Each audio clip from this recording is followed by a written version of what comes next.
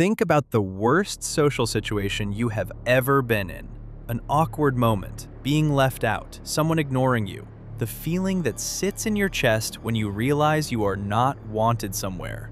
That feeling has a name now. Back then, it had something much worse. A consequence. For ancient humans, being rejected by your tribe was not embarrassing. It was a death sentence. Not a metaphor, an actual death sentence. Because no ancient human survived alone. The tribe was everything. The food, the fire, the protection, the knowledge, the people who watched your back while you slept. To be removed from the tribe was to be placed outside of everything that kept you alive. In a world full of predators, harsh weather, and no way to find food without the knowledge of people who had lived in that landscape for generations, a single human alone in the wild had almost no chance.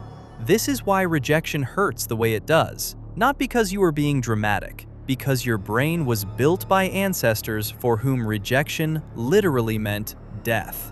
The pain you feel when someone excludes you, that sharp, physical, almost unbearable feeling, is an ancient alarm system going off. Your brain cannot tell the difference between being left out of a group chat and being cast out of the only group that could keep you alive. It responds the same way to both, because for most of human history, they were the same thing.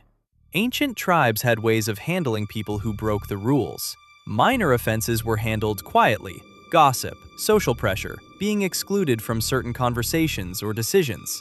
Humans have been using social pressure to control behavior for hundreds of thousands of years. Long before laws, before judges, before prisons, there was the tribe staring at you in a particular way that made very clear you had done something wrong.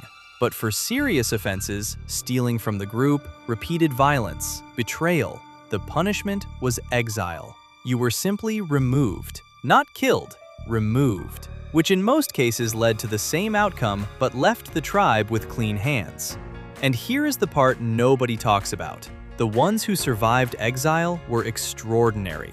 To be cast out and still find a way to live, to find food alone, to stay safe alone, to eventually find another group who would accept you, required a kind of resourcefulness and resilience that almost nobody had.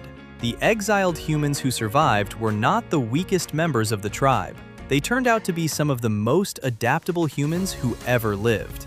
Researchers believe that human migration across the entire planet may have been partly driven by exile, groups splitting, individuals cast out, people who had no choice but to move further, find new land, adapt to new conditions. The humans who were rejected and survived are arguably the reason we ended up on every continent on Earth. The most painful thing that could happen to an ancient human, being told you are no longer one of us, may have accidentally made the entire species stronger. And the next time that old, familiar feeling sits in your chest, remember, you come from the ones who survived it. This is Facts They Buried. Every week, the things they forgot to teach you. Subscribe. The facts are buried. We dig them up.